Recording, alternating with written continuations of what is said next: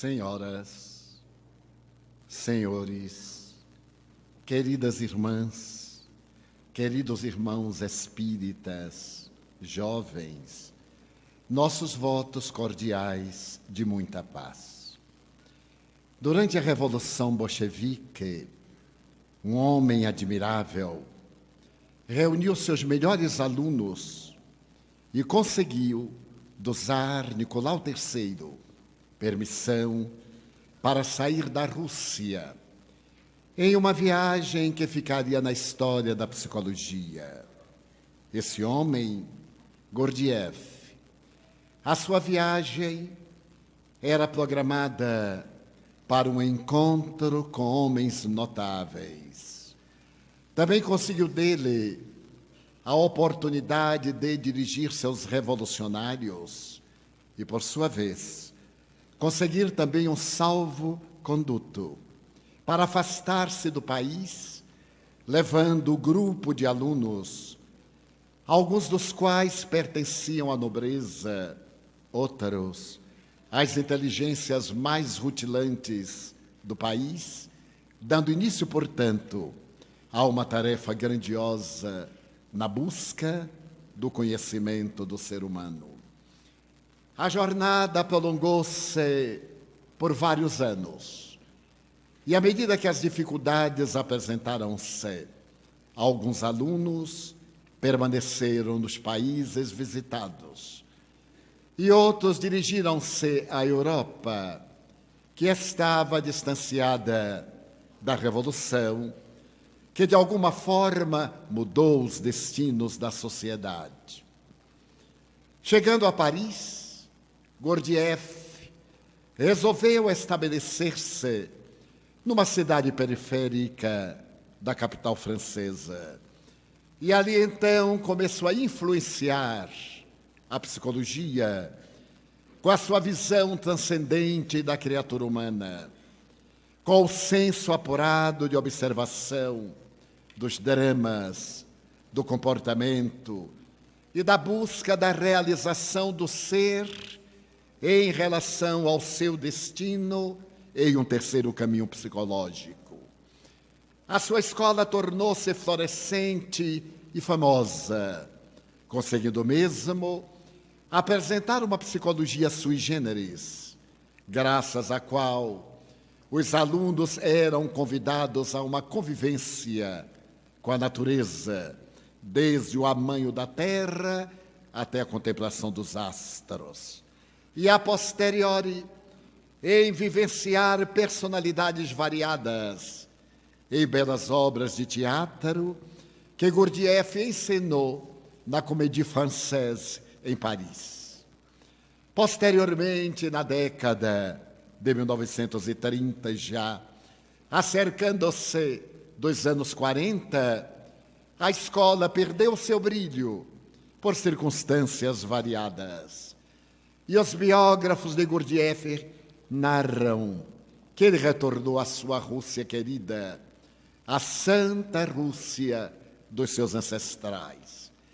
Mas a proposta de Gurdjieff iria servir mais tarde de apoio também para uma psicologia mais transcendental, porque as escolas filosóficas à época estavam divididas em 3 apresentações: a psicanálise, de Freud, o humanismo, de Viktor Frankl, e logo de imediato, a psicologia comportamental, o behaviorismo. E ele sonha com uma psicologia transcendente, aquela que abarque a criatura integral.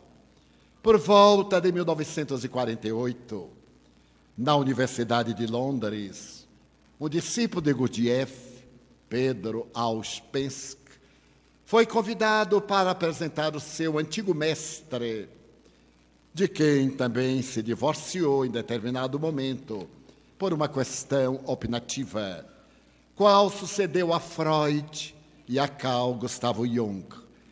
E esse notável Auspensky, que irá iluminar a psicologia com as suas experiências humanistas durante uma semana, fala a respeito do insigne pensador e psicoterapeuta, demonstrando a grandeza da sua proposta na área especial que diz respeito à conquista da inteligência. Logo, numa das primeiras proposituras, diante de um seleto auditório, Ouspensky faz uma análise global da criatura humana, asseverando que vivemos numa sociedade constituída por dois biótipos que se caracterizam pelo estado fisiológico e pelas expressões psicológicas. Aqueles a que ele chama de indivíduos psicológicos são os que têm ideais, aqueles que amam, que cultivam os objetivos nobres da sociedade. São indivíduos que comem para nutrir-se, que dormem para refazer as forças, que exercem o sexo para procriar, mas também para a permuta dos hormônios físicos e emocionais. Esses indivíduos, segundo Ouspensky, constituem uma minoria da sociedade. São eles, invariavelmente, os santos, os cientistas, os artistas, os tecnólogos, os filósofos, aqueles que agasalham o ideal de beleza e vivem em função dos objetivos essenciais da dignificação da criatura humana. Mas a grande massa, aquilo que seria a massa amorfa, ainda se encontra no estágio quase de primarismo, vivendo das sensações fisiológicas. Vivem para comer, dormir e praticar o sexo. As suas ambições gravitam em torno do epicurismo. Ter para possuir, possuir para comprar, comprar para gozar. Esses indivíduos invariavelmente transitam em um estágio primário de consciência, porque a consciência é o natural fenômeno de desdobramento do processo antropossócio-psicológico da evolução. Depois que a criatura transita por alguns milhões de anos no instinto repetitivo, que lhe é impositivo, nesse instinto que faz o indivíduo ser agressivo-defensivo, em que o medo tem uma primazia para que ele possa preservar a vida, naturalmente, vivem para os prazeres imediatos. E a filosofia hedonista constitui-lhes a melhor maneira de comportamento, porque são indivíduos ególatras, que se contentam na posse e raramente têm oportunidade de dedicar-se ao seu próximo e a ser útil à sociedade como um todo. Para que possamos entender essa sociedade global, Pedro Ouspensky estabelece que todos nós estamos no período da consciência, exceção feita, naturalmente, a algumas raças da Nova Guiné, de países muito atrasados e remotos, mas a civilização, a denominada civilização ética e cultural, transita desde os primórdios da evolução do instinto em um estágio de consciência de sono.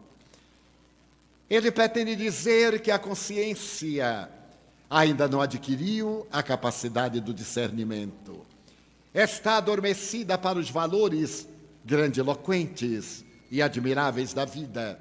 Por isso mesmo, essa sociedade é agressiva, é indiferente à problemática das demais pessoas, preocupa-se com o prazer, e desde que se encontre na comodidade do prazer, tudo está muito bem, desde que cada um desses indivíduos sinta-se bem. A consciência de sono é um estágio primário do processo da evolução. Aliás, Allan Kardec, examinando o instinto dos animais, Tem ocasião de asseverar com propriedade que em alguns animais o instinto é tão aguçado que parece uma inteligência adormecida, uma inteligência primordial, a qual você vai desdobrar quando esse psiquismo adquire o nível de humanidade.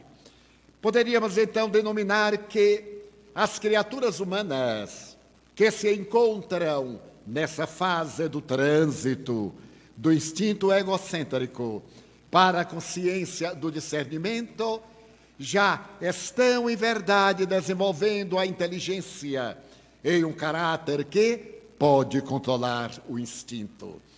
Esses indivíduos estão em toda parte. Podem ser dotados de uma grande cultura, que nada tem a ver com o processo de desenvolvimento da consciência.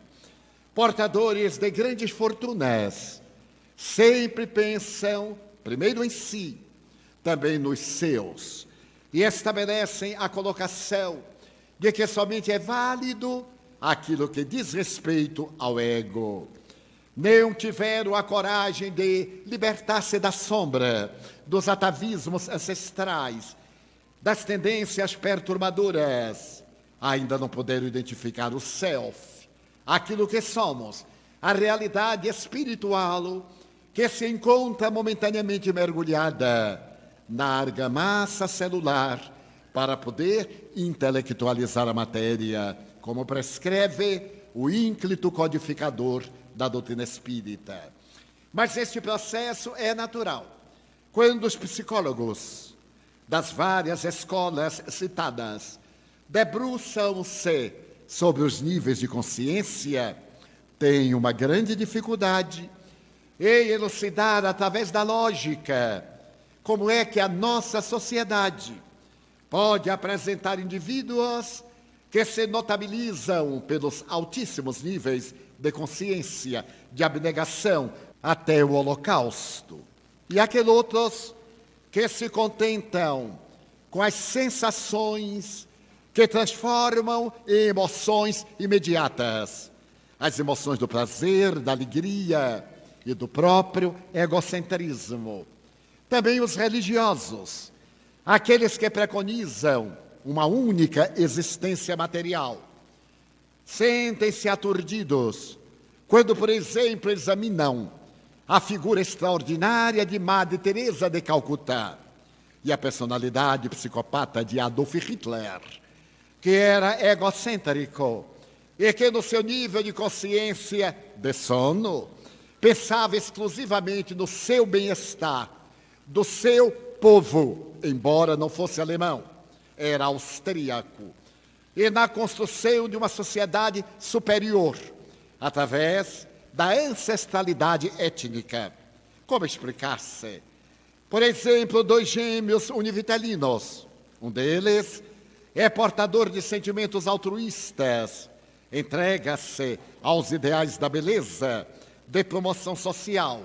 E o outro opta pela vida tribal, vive aturdido pelas expressões ainda primárias, procurando aqueles outros com os quais sintonizam, que vivem em tribos, em taba, e que formam aquele rescaldo da sociedade agressiva dos nossos dias.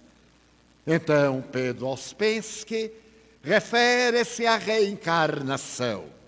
Este ser em transformação passa por etapas do processo reencarnatório no qual, em determinada oportunidade, adquire o desenvolvimento intelectivo, noutra, o desenvolvimento emocional, noutra, desenvolve as virtudes, noutra, a beleza, a arte, para poder chegar ao clímax, que Jung denominava o estado luminoso, quando o indivíduo pode considerar-se luz. E Jesus asseverou quando pudesse colocar no âmago do coração o reino de Deus, o reino da plenitude. Mas a lei de progresso é inexorável e a criatura humana não pode obstar-se ao fenômeno da evolução. E através dos processos reencarnatórios, o indivíduo passa para o segundo nível de consciência. A consciência desperta. Ao despertar a consciência, ele adquire o discernimento. Essa capacidade admirável de compreender a finalidade existencial, o porquê está na Terra, de entender as razões que o levam ao sofrimento e como equacionar o sofrimento. Ele dá-se conta de que a sua existência tem um significado psicológico que deve ser buscado e, depois de o encontrar, deve ser vivenciado. É aquele momento, referido por Jung, numa obra notável que ele publica no começo da década de 50, Resposta a Jó, aquele ser mitológico das páginas bíblicas. Nessa obra, Jung tem a preocupação de dizer que todos possuímos consciências, o que não quer dizer que estejamos conscientes dos nossos valores. E então ele diz que o momento de consciência é aquele no qual o ego toma conhecimento dos seus conteúdos psíquicos. Quando nós nos damos conta da realidade que somos no corpo que estamos. Não somos o corpo, estamos nele como alguém se utiliza de um instrumento para uma finalidade exequível que deve realizar durante a trajetória berço-túmulo. Há pessoas que durante toda uma existência, por mais que se esforcem, não logram essa identificação do ego com o self, fazer que esse eixo, que na história da evolução antropológica experimentou em determinado momento uma fissão. O indivíduo era uma unidade, era o instinto, e de repente ele experimentou a emoção do medo, que já é uma manifestação de lucidez. Logo depois, segundo o Dr. Watson, ele percebeu que era possível irar-se para defender-se, a segunda emoção humana. E, por fim, o sentimento de amor. Quando ele se sente vinculado ao seu clã, quando ele trabalha pela preservação da sua prole, quando se dedica a morrer em favor daqueles que estão aos seus cuidados, que nós vamos encontrar no período denominado por Allan Kardec como patriarcal. Quando aquele ser se destaca na comunidade e dedica-se perfeitamente ao controle do clã, da família e, por extensão, da sociedade. Então é nesse momento que houve aquela fissão e nós passamos a ter a aparência, o ego, a trabalhar a nossa realidade atual, aquilo que estamos, mas também nos damos conta daquilo que somos, para lentamente, ao invés de lutar contra a sombra, as nossas heranças perturbadoras, fazer agora a fusão do ego no self e sermos aqueles que conseguimos a individuação. O reino de Deus, repetindo, a plenitude, a saúde integral. O espírito Joana de Ângeles, discutindo oportunamente conosco a respeito desses níveis de consciência, propôs-nos colocar um complemento na excelente classificação de Pedro Ouspensky. O indivíduo não salta, segundo ela, diretamente da consciência de sono para a consciência desperta. Ele pode estar na consciência desperta, ainda numa fase de sonolência, de ignorância. E ela se utiliza da notável página de Platão, o mito da caverna. Esse mito da caverna tem sido interpretado filosófica, psicológica e religiosamente sob vários aspectos.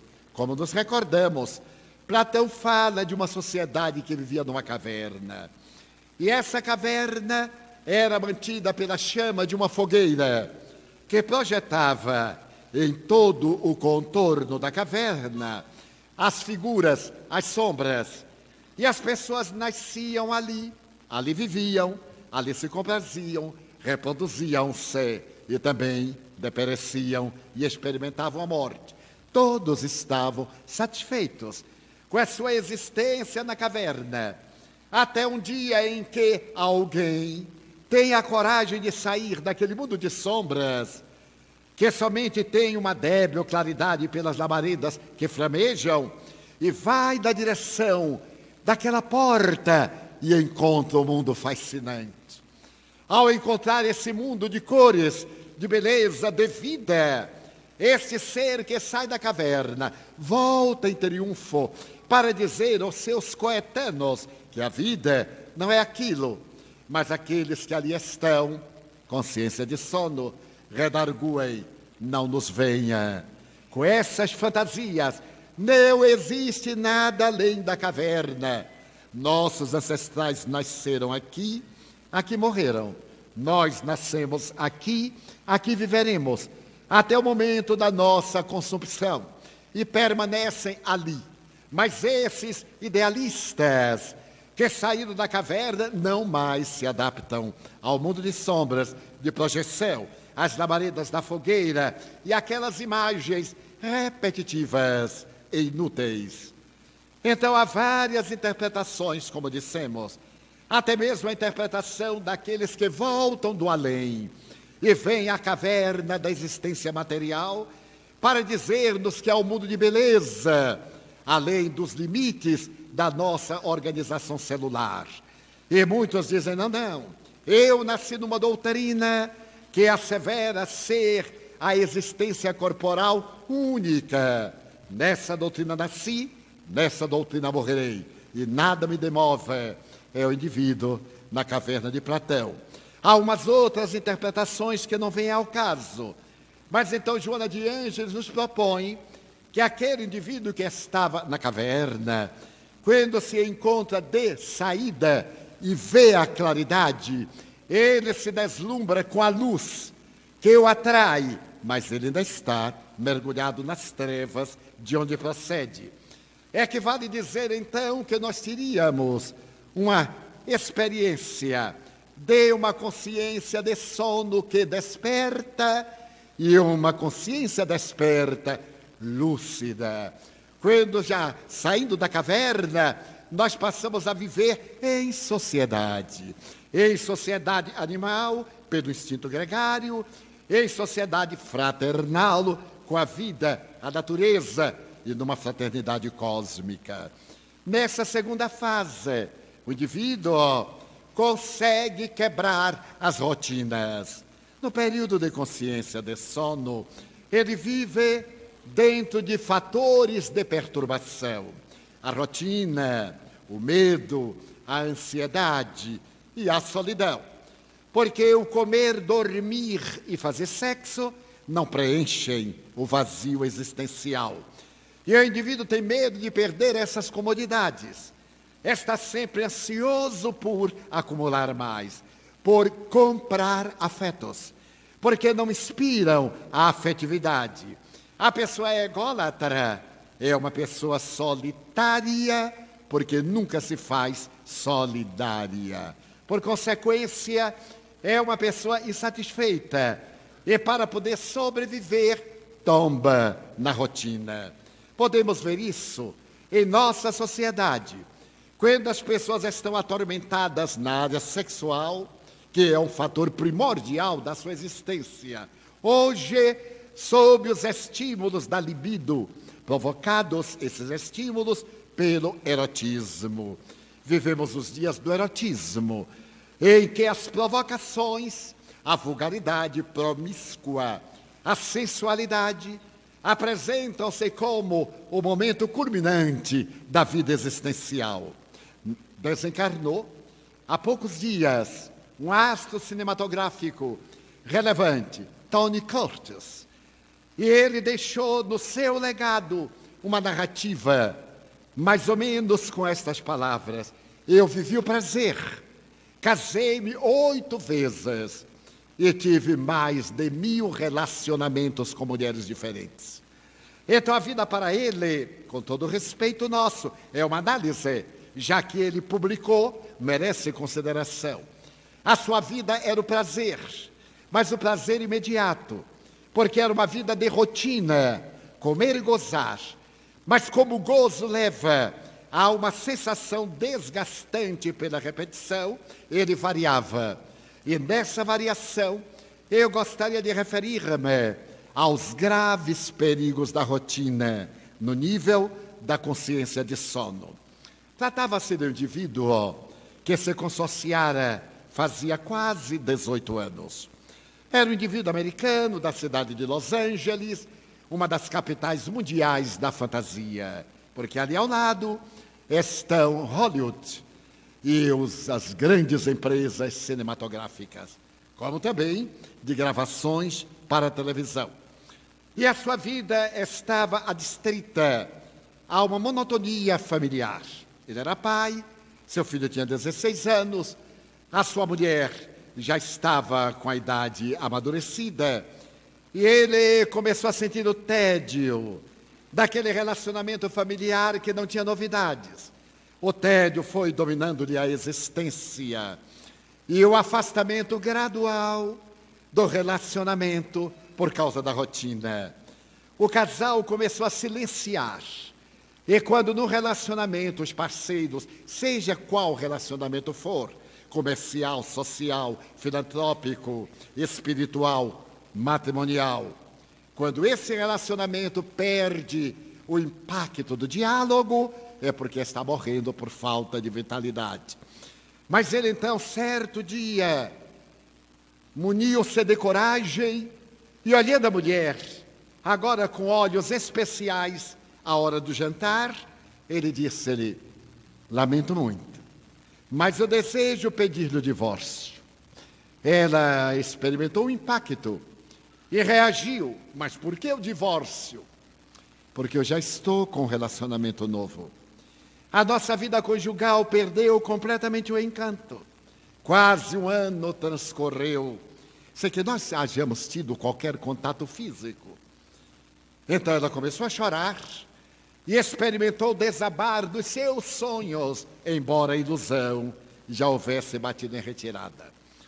Ela saiu da mesa no gesto brusco que ele esperava, porque havia calculado essa reação, e experimentou um grande alívio, conforme escreverá de próprio punho. O mais difícil era dizer-lhe: agora eu estou aliviado. Já lhe disse que pretendo divorciar-me porque estou vinculado a uma mulher encantadora. No dia seguinte, quando ele volta do trabalho, cansado, porque depois do trabalho foi visitar a sua nova parceira, ele vai jantar a sós e percebe que a mulher está ao lado, na extensão da sala, na escrivaninha, escrevendo celeremente.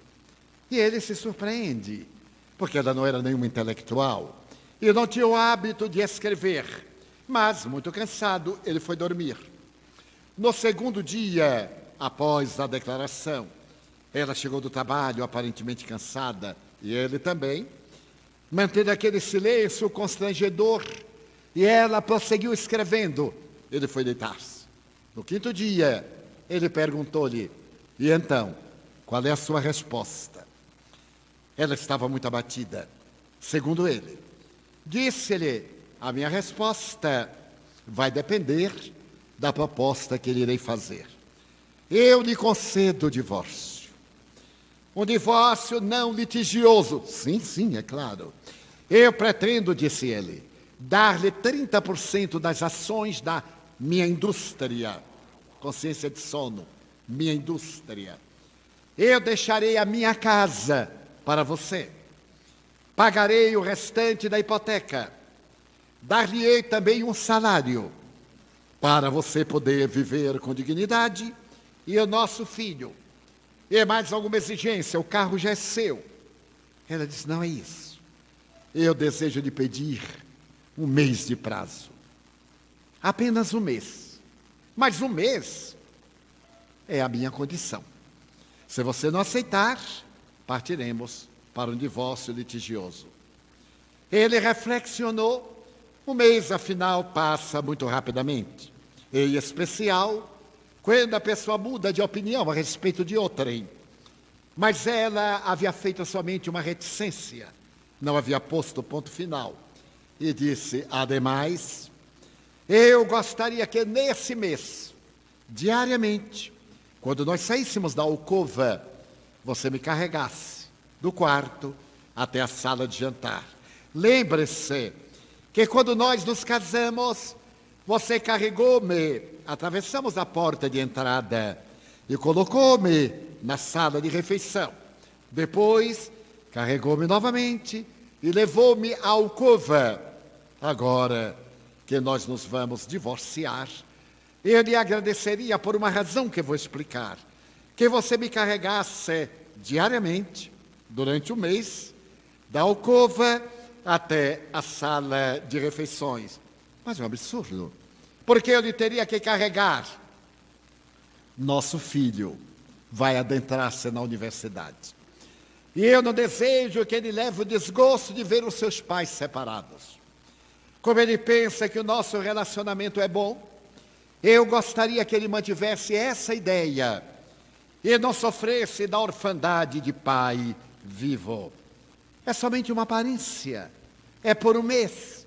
Desse ínterim, dentro de 20, 25 dias, ele terá terminado os seus exames. Estará aprovado. E o que vier depois não lhe causará um impacto tão perturbador como antes das provas. Ele meditou e anuiu que, afinal de contas, já que não sentia nada, não lhe custava carregá-la, ele era forte. Ela era uma mulher frágil.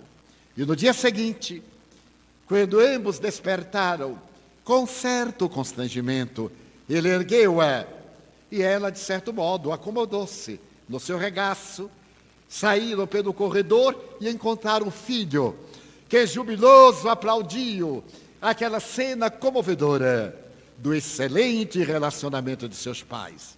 Ele chegou à sala e deixou-a com a maior indiferença. Pegou seu automóvel, ela o que lhe pertencia, e cada qual foi para o seu trabalho. Ao quinto dia, a cena repetia-se cada manhã. Ele foi passar, era um sábado, passar as horas com a sua parceira. E quando ela lhe perguntou, então, você falou com ela sobre o divórcio? Sim. E ela reagiu, é claro, mas eu acho que ela não está bem. Ela me pediu um mês.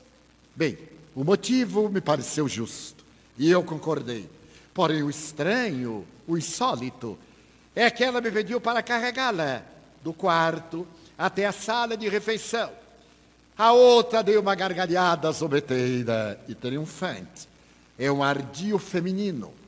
Você não conhece as mulheres. As mulheres somos muito hábeis, ela que disse.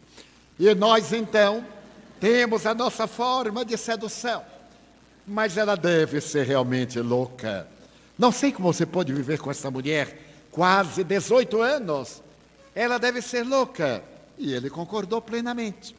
Os dias sucederam-se. No 10º dia, quando ele a carregou, ele percebeu que ela era realmente um corpo leve. E ele sentiu qualquer uma coisa emocional. Não saberia dizer o quê. Bem, ele sentiu um pouco de ternura. Olhou-a de esguelha. Ela estava de olhos fechados, a cabeça encostada ao seu ombro, forte. Ele então estreitou-a um pouco mais, de encontro ao peito. No 20º dia, ela, antes de vestir-se, tirou do armário um traje que ele gostava muito. Bem, mas fazia tanto tempo. E vestiu. E o traje coube-lhe no corpo, aliás, ficou bastante folgado. Ele observou de esguelha. E ela, então, pegou um perfume que ele gostava e colocou. Naquele momento em que ela se preparava para ser carregada, ela disse, você me permite que passe o braço pelo seu pescoço? Ele disse, bem, mas é natural. E ao erguê-la, percebeu que ela estava mais leve. Então o braço frio envolveu-lhe o pescoço E ele sentiu uma imensa onda de ternura. Aquele perfume recordava-o das núpcias, o encantamento da lua de mel, os planos que fizeram para ter uma família, aqueles projetos de um casamento que somente a morte separaria. Ele emocionou-se e estreitou-a mais, e também ela, ofegante, bem ofegante, aliás, abraçou. No 25º dia, ela estava muito pálida, é claro, era emoção. E então, quando ele a carregou, ele carregou com júbilo. Não sabia dizer porquê. E naquele júbilo, levou-a com celeridade até a sala. E até lhe disse: quer que eu a deponha do lado de fora da porta? Já que no passado eu a trouxe de fora para dentro e de casa para a alcova. Então agora que eu lhe trago da alcova à sala. Ela quase não respondeu. Tinha dificuldade respiratória, a emoção. As lágrimas responderam e ele desafiou-se. Levou-a, empurrou a porta com o pé, com alguma dificuldade, e depois-la suavemente lá de fora. Olhou para ela e partiu para o trabalho.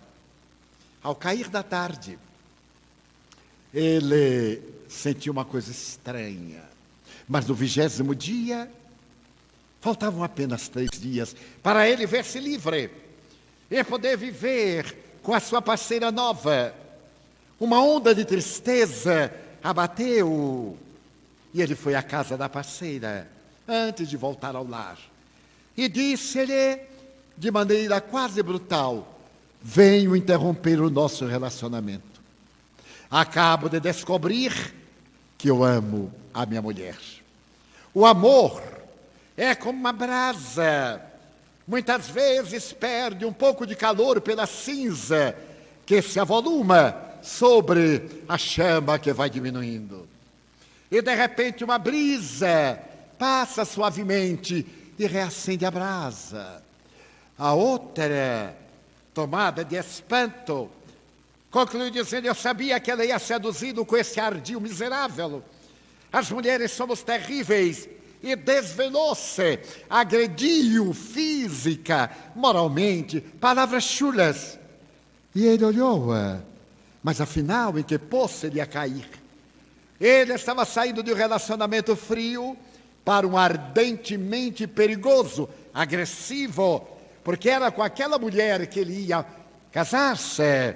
Mas aquela mulher estava disfarçada em gentileza, em ilusão. Ele, agora que já lhe havia dito a verdade, saiu assoviando, como é muito comum aos homens, pelo menos no passado, quando estão contentes, e foi a uma florista, elegeu uma dúzia de rosas vermelhas, haste longa, os botões desabrochando, como um renascer de primavera. A encarregada delicadamente fez um raminhete e colocou um laço expressivo. Quando ele pegou, ela perguntou a passant: é para alguém a que o senhor ama? Sim. A minha mulher. Não gostaria de colocar um cartão? Oh, muito obrigado. Ela deu-lhe um cartão dourado, daqueles cartões horrorosos que tem um coração com uma seta sangrando, porque o amor faz verter sangue. E então ele escreveu esta frase: eu sempre a carregarei nos meus braços. Prendeu no buquê e partiu para casa. Eram 19 horas quando ele chegou em casa. A casa estava em silêncio, o filho ainda não havia chegado. Mas o automóvel dela estava na garagem. Então ele adentrou-se pé ante pé. A luz da alcova estava acesa. Era uma luz débil, que derramava suave claridade. Ela estava deitada. Ele então chegou-se pé ante pé, tocou-lhe o ombro e chamou-a docemente. Trouxe-lhe, como no passado, a dúzia de rosas com o meu cartão de, de eterna fidelidade. E puxou-lhe o ombro Quando puxou o ombro, deu um grito. Ela estava morta. E tinha na mão uma carta. Ele ficou aturdido. Então ele se deu conta de quanto magra ela estava. Ele não havia percebido que o estado de cadaverização acentuara-se para culminar neste momento fatal. Pegou a carta que ela trazia na mão, abriu-a, aumentou a luz e leu. Naquele segundo dia, quando ele a encontrou escrevendo, ela dizia-lhe o seguinte: perdoe-me por fazer você esperar mais um mês. Sucede que eu cheguei hoje do oncologista e o médico disse-me que o câncer de colo de útero que eu tenho já se espalhou pelo organismo numa metástase irreversível. Então, ao pedir-lhe esse mês, é porque o médico me disse que eu teria no máximo entre 20 e 28 dias. E eu não gostaria de morrer após o divórcio, para que você não fique com a culpa ou com a ideia que o seu divórcio precipitou a minha morte. Então eu lhe peço esse prazo, porque nesse ínterim eu morrerei e deixarei você inteiramente livre, sem nenhum remorso, porque você me encantou os últimos dias da minha vida. Ele então parou e chorou copiosamente. E escreveu uma espécie de pós-fácil a essa narrativa, que muitas vezes nós destruímos ideais de beleza por causa da rotina. O hábito repetitivo, a falta de ideal para trazer coisas novas, o cansaço das pequenas brigas, porque à medida em que a intimidade aumenta, desaparece o respeito mútuo. Vamos invadindo a propriedade da alma do outro e passamos a desrespeitar até o momento quando deixamos de dialogar para discutir. Normalmente discutimos com aqueles a quem amávamos, quando deveríamos dialogar para esclarecer. Então a viagem para a consciência desperta é exatamente esse discernimento para não permitir que a rotina, o tédio, a repetição das mesmas manifestações de vida retirem do álbum das nossas mensagens de beleza a alegria de viver. E nesse segundo nível de consciência desperta, já somos capazes de discernir o que podemos fazer, quando devemos fazer. O que devemos fazer, quando podemos fazer. Porque nem tudo que podemos, devemos fazer. Nem tudo que devemos, podemos fazer.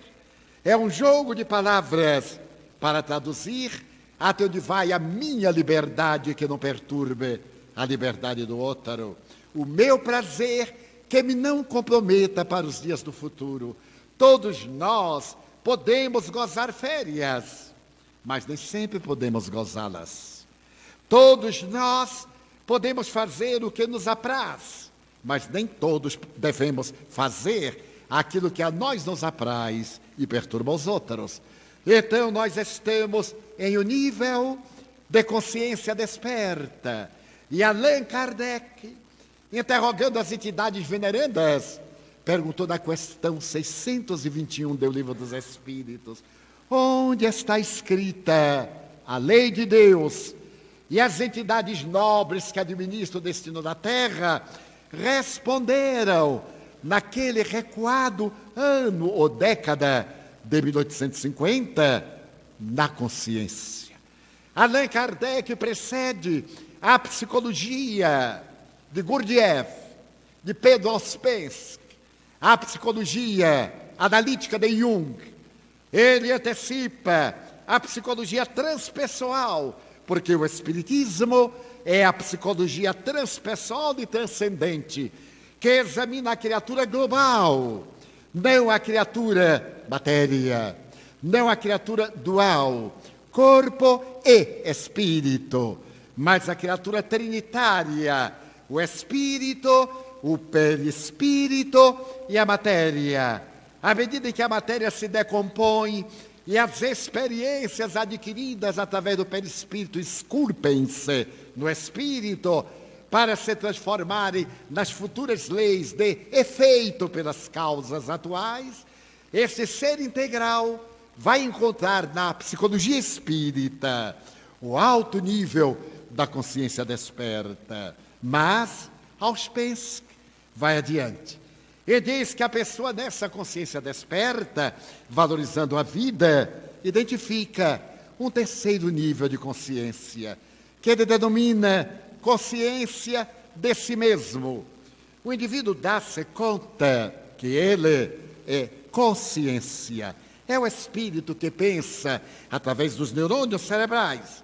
E esse indivíduo percebe que está em uma máquina, mas ele não é a máquina. Ele tem por dever administrar a máquina. Administrar essa máquina é a tarefa da consciência, porque ele está no corpo físico para progredir. E é necessário que as funções da máquina, muito bem administradas, proporcionem-lhe os recursos hábeis para uma existência ditosa. E Auspensky estabelece que a primeira função da máquina é a função intelectiva.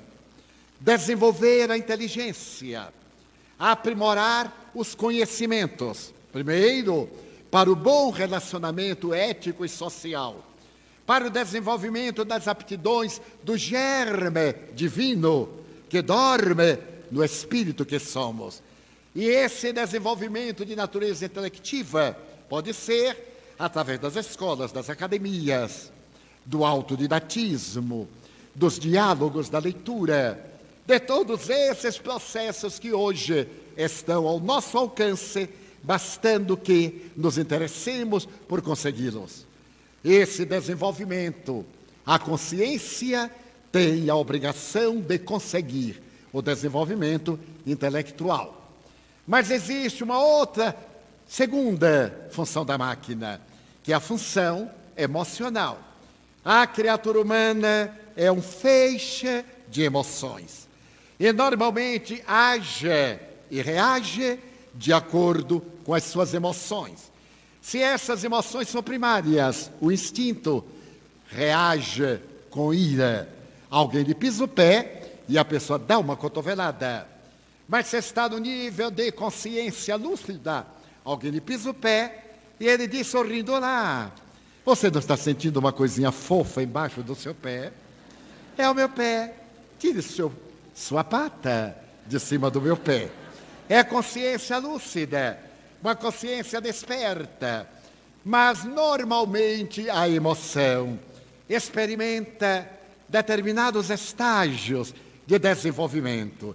Eu tive aqui na Terra um amigo e benfeitor que foi para mim um verdadeiro pai.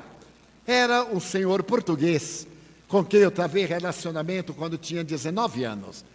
Ele me ajudou no processo de transição da vida, das dificuldades financeiras da época, muitas vezes levando-me à sua casa para alimentar-me, fazendo de conta que ele desconhecia os desafios que experimentava, como também Nilson, o velho companheiro de atividades cristãs.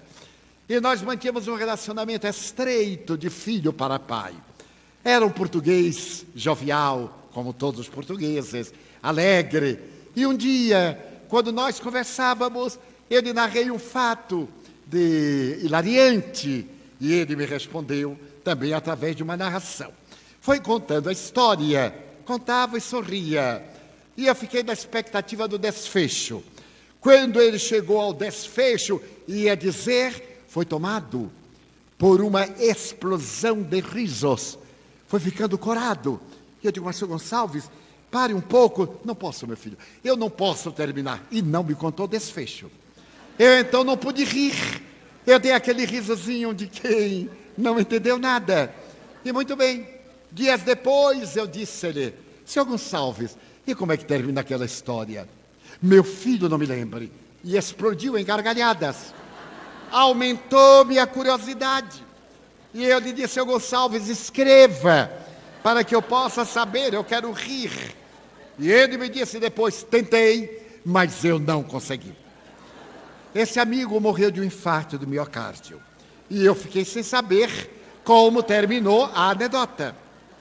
Ele apareceu-me 2 meses depois de desencarnado e passou a ser uma visita constante, paternal e amiga. E certo dia, quando nós dialogávamos, eu lembrei-me daquele fato. E perguntei-lhe: senhor Gonçalves, e como é que termina aquela história? Qual história? Aquela que o senhor me disse, o senhor estava nesse ponto. Não me lembre, meu filho. E eu agora vou esperar desencarnar para saber o que aconteceu. Então nós temos a emoção exagerada. São aquelas pessoas muito emocionais, que naturalmente transitam por um certo desequilíbrio emocional. Muita gente diz assim: eu não posso ver determinadas cenas porque choro logo, meu desequilíbrio. É o desequilíbrio da emoção. A consciência nos vai ajudar a pautar o nosso equilíbrio dentro de uma linha de comportamento saudável. Mas há também aqueles que dizem: eu não sinto nada, haja o que houver, eu não sinto nada. Eles também estão num transtorno patológico, a esquizofrenia, porque a falta de emoção é um transtorno de natureza psicótica profunda, a esquizofrenia.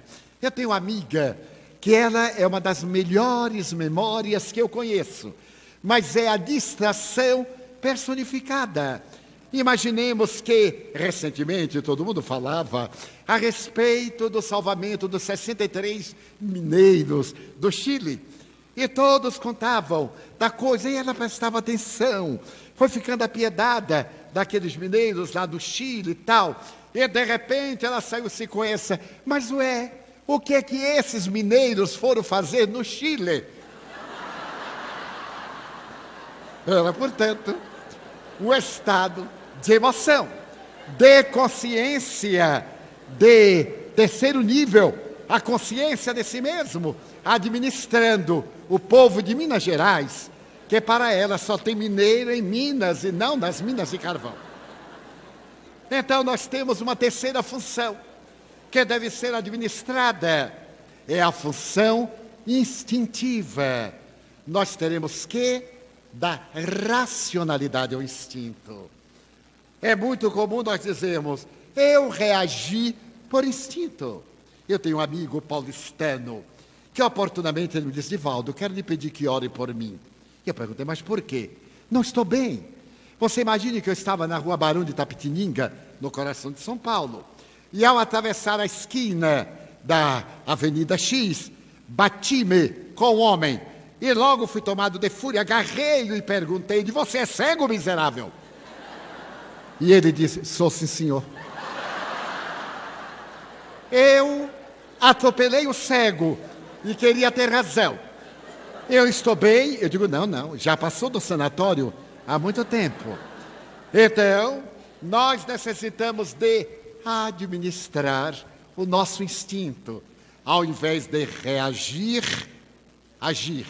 Porque o nosso organismo, essa máquina de vida, é tão bem elaborada que qualquer emoção, as glândulas suprarrenais descarregam a adrenalina em nossa corrente sanguínea e nós exaltamos. Nesse momento que a psicologia chama avanço-recuo, nós vamos agredir, a máquina derrama cortisol e nós reagimos, acalmamos e recuamos daquela agressividade. Na hora em que o nosso instinto estiver sob o comando da razão, nós teremos a carga necessária de adrenalina com a necessária carga de cortisol para enfrentarmos a dificuldade com sorriso. Confesso que já experimentei essa emoção de uma maneira peculiar, porque na condição de divulgador da doutrina, eu tenho o dever de a viver.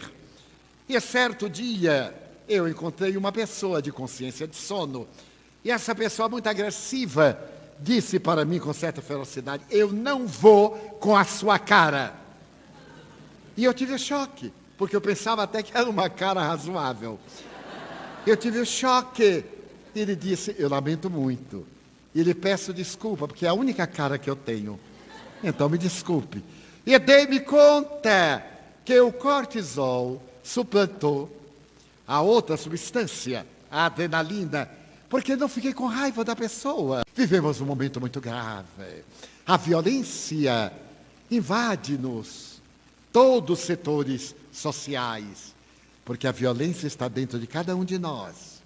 A violência urbana é a filha espúria da violência do egotismo, do desrespeito à lei por algumas autoridades ególatras, que se aproveitam da posição de destaque para perseguir e para usufruir, para malsinar e para manter a ignorância que as pode eleger novamente em um novo pleito.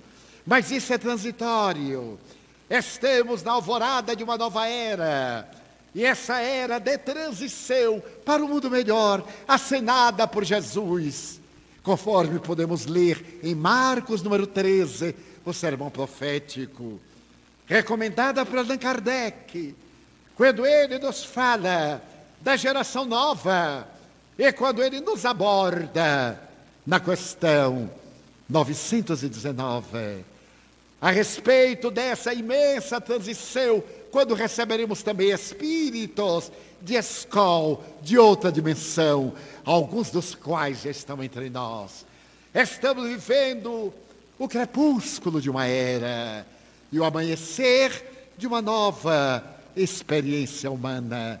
É natural que toda transição imponha mudanças. Joana de Ângeles diz-me: não se traslada uma árvore velha de raízes profundas para um outro terreno sem que ela não venha sofrer as consequências da mudança. Toda mudança exige sofrimento, exige alterações de comportamento, e todos nós podemos contemplar essa mudança neste momento glorioso da ciência e da tecnologia, mas também neste momento extraordinário do amor. Esse amor que doa e não espera resposta. Esse amor que acende lâmpadas pelo caminho, deixando pegadas luminosas. Como um dia me disse a amada benfeitora: faze da tua vida uma estrada assinalada por pegadas luminosas, para que aqueles que venham após ti possam dizer: por aqui transitou um anjo, porque deixou setas apontando o caminho da plenitude. É claro que ela me dizia para tentar o caminho da angelitude, embora transitando ainda no instinto para a razão, em plenas sombras. O Espiritismo veio para que tenhamos vida, e vida em abundância. O Espiritismo veio para desvelar-nos Jesus Cristo e nos levar novamente àqueles dias inolvidáveis da sinfonia inacabada do Sermão da Montanha. O Espiritismo veio para que se cumprisse a promessa do Consolador. Então, mudemos de atitude mental, direcionemos as nossas aspirações para o bom, para o belo, para o nobre, e ao invés da queixa sistemática, ao invés da reclamação habitual, ao invés do pessimismo, do masoquismo que nos leva a sofrer pelo prazer, façamos uma análise e vejamos o que podemos oferecer para este momento de mudança, dizendo: meu Deus, eu gostaria de ser uma Via Láctea de estrelas, para que as noites da terra fossem muito mais belas. Mas na minha pequenez, eu te digo desta vez, já que eu não posso ser um sendal de astros, permite que eu seja um pirilampo na noite escura, iluminando a amargura dos que andam na desesperação. Eu gostaria de ser como a chuva generosa, que caindo sobre a terra porosa reverdecesse o chão. Mas se eu não conseguir, eu te quero pedir para ser um copo com água fria, matando a sede, a agonia de alguém na inquietação. Eu desejaria ser um trigal maduro, para de pão repletar a mesa da humanidade. Mas na minha pobreza e soledade, como eu nunca lograrei, então eu te pedirei para ser um grão que, caindo no chão, se multiplique no milhão, e a mesa da humanidade eu possa enriquecer de pão. Senhor, eu gostaria de ser um jardim de flores, de todas as cores, para embelezar a terra. Mas na pobreza que minha alma encerra, se eu não puder ser um jardim, deixa-me ser uma rosa solitária, na frincha da rocha, colocando beleza no altar da natureza. Eu gostaria de ser a montanha altaneira, de onde se tivesse a visão da terra inteira. Mas na minha condição, eu te peço para ser uma pedra, que pavimente o piso por onde andarão os heróis na busca da salvação. Eu gostaria de ser um pomar de frutos maduros, para atender a fome da humanidade, mas jamais conseguirei. Então, pelo menos deixa-me ser uma árvore, projetando sombra no chão, ou alguém, a sua sombra no caminho, para quando passar alguém ao meu lado, perguntar-lhe de mansinho: olá, para onde vais? E se esse alguém olhar para trás e me inquirir: quem és tu? Eu lhe poderei dizer: sou teu irmão, dá-me tua mão, eu irei contigo. Sou teu amigo, e lado a lado eu avance e possa gritar: Senhor, eu desejaria ser esteta, artista, musicista, orador, declamador, para falar a grandeza da tua mensagem. Porém falta-me o êxtaro, a magia, a beleza, o significado, e não tendo nada para dizer-te, permite-me pelo menos cantar-te: obrigado, Senhor. Obrigado porque nasci, obrigado porque creio em ti, pelo teu amor. Obrigado, Senhor, pela sua atenção. Muito obrigado, senhores.